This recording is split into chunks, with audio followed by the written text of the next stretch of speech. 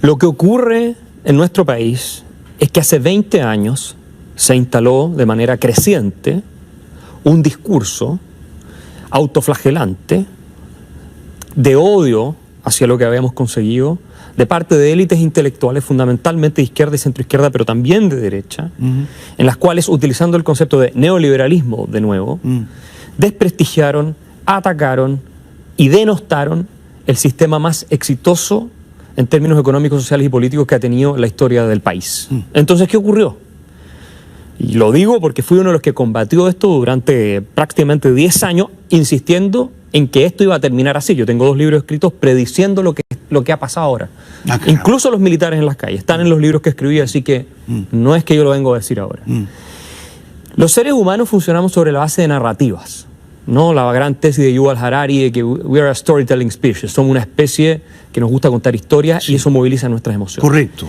En Chile hemos contado la historia de que vivimos un infierno de la desigualdad durante 20 años. Fundamentalmente desde que Ricardo Lagos, el año 2000, llega a la presidencia de la República con su eslogan Crecer con Igualdad. Esto fue creciendo, fuimos de a poco deteriorando el sistema de libertad económica que nos permitió reducir la pobreza a un 50%, a un 7%, a un 8%, que nos permitió multiplicar por 4 el ingreso per cápita, que permitió un crecimiento de un 408% del ingreso per cápita del 25% más pobre de la población desde el año 90 hasta ahora, comparado con un poco más de un 200% del 25% de la población más rica desde el año 90 hasta ahora, lo que significa que los más pobres se beneficiaron el doble que los ricos en el país. Unos logros extraordinarios. Déjame además agregar un factor. La desigualdad, el año 90, el índice Gini marcaba, como todos sabemos, hacia 1, mientras más cerca de 1, más desigual, más cerca de 0, más igual, marcaba un 0.57. Y hoy marca un 0.46. Nosotros estamos en el promedio de desigualdad de América Latina, somos menos desiguales que México, que Brasil, que Paraguay, que Costa Rica. O sea, el modelo había funcionado bien. El modelo desde el punto de vista de todos los indicadores objetivos, el sistema económico de libre emprendimiento que tenemos en Chile, ha sido un éxito rotundo, categórico, indesmentible. Sin embargo, la narrativa es que nosotros somos un país que ha creado un infierno de abuso y desigualdad. Entonces Bachelet, en su segundo gobierno, que gobernó antes que Piñera actual, con los comunistas, a los que le dio ministerio, con los comunistas, alineada con los comunistas, y con mayoría en ambas cámaras, hace una serie de reformas estatistas, entre las cuales está un aumento sustancial del impuesto a las empresas, ¿no es cierto?, que subió del 21 al 27%, dejándonos por sobre el promedio de la OCDE, el impuesto a las empresas. En Chile el impuesto a las empresas es más alto que en Suecia, por ejemplo. No digas. Después del gobierno de Chile, así es. Y lo cual afectó la inversión y la hizo caer por primera vez desde el año 60, 4 años consecutivos. El gobierno de Chile vio caídas, cifras negativas de inversión. El crecimiento real de salarios disminuyó más de un 50%. Y el crecimiento económico del país se fue de un 5,3% promedio en el gobierno anterior de Sebastián Piñera a menos de un 2% en el gobierno de Michelle Bachelet. Todo lo cual generó un virtual estancamiento absoluto del progreso en las grandes clases medias del país. Y que se sintieron cada vez más asfixiadas. ¿Cómo llega Piñera al gobierno? Prometiendo tiempos mejores. Ese era el eslogan de campaña de Sebastián Piñera. Sebastián Piñera llega al poder, asume, y no logra conseguir esos tiempos mejores porque no revierte las reformas de Bachelet. También hay que decir que no tenía mayoría en el Congreso, pero él no utiliza el capital político que tiene desde el principio. Él ganó casi por 10 puntos de diferencia aproximadamente. Recuerdo. Frente al candidato socialista. No utiliza ese capital para mandar una batería de reformas extremadamente agresiva diciendo que si no se aprueban las reformas, entonces la economía no va a salir adelante y que por lo tanto es culpa de la oposición de izquierda que está sentada en el Congreso. No hizo eso. No está en su naturaleza, hizo mal los cálculos y esto, yo creo, le termina explotando. Si el país hubiera estado creciendo un 5%, no tendríamos hoy día esa crisis que estamos viendo. Ahora, a esto hay que agregar un discurso que se instaló también durante 20 años, demoliendo el principio de autoridad, demoliendo la credibilidad de Fuerzas Armadas y Carabineros, apuntalando básicamente básicamente activistas en lugar de jueces objetivos e imparciales en los tribunales de justicia, celebrando los casos de revueltas de estudiantes y destrucción del patrimonio público y privado, etcétera, etcétera, etcétera. Hay una crisis de valores morales en Chile que es muy profunda en ese sentido también. Se ha notado, ¿no? Se ha notado esta semana de salvajismo, de gamberros y malhechores y vándalos y pirómanos. Pero entonces ha sido muy interesante seguir tu razonamiento. La bomba le estalla a Piñera, pero no la activa Piñera, la activa Bachelet e incluso antes la élite de izquierda que vende esta narrativa falsa de que el modelo económico genera más y más desigualdad. Y los jóvenes se compran esa narrativa falsa, ¿verdad? Se la compran, y también el mismo Sebastián Piñera en su primer gobierno habló en un famoso discurso de que el verdadero y gran problema de Chile era la desigualdad. O sea que la parte de la narrativa la compró él y su grupo. También.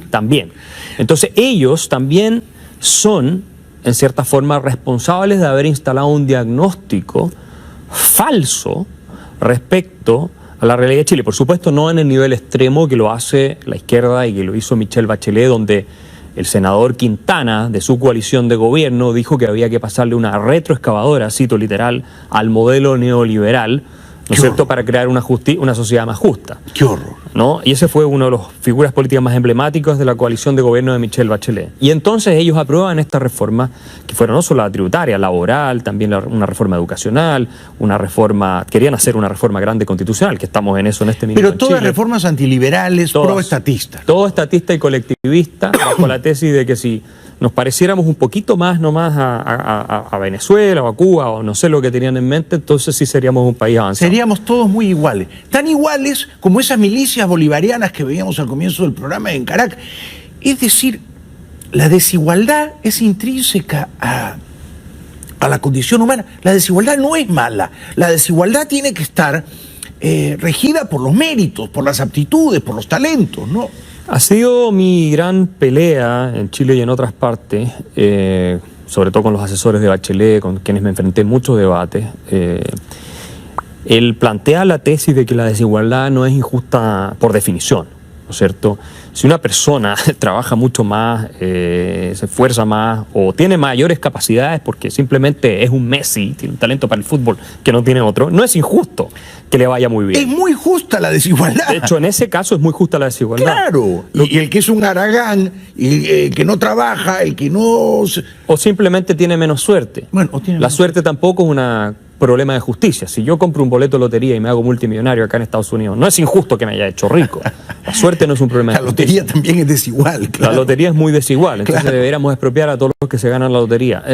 Entonces, ese discurso lamentablemente se instaló en lo que se llama la política del resentimiento. Y en Chile fue creciendo cada vez más. Y claro, cuando tú de pronto tienes un estancamiento brutal en el progreso de un país que está acostumbrado con expectativas muy elevadas a que su condición debe mejorando y mejorando, en algún minuto este discurso tiene mayor eco y la gente culpa a un sistema, o tiende a culpar a un sistema, un porcentaje de la gente, que es precisamente porque nos estamos alejando del sistema la razón por la que estamos en el problema.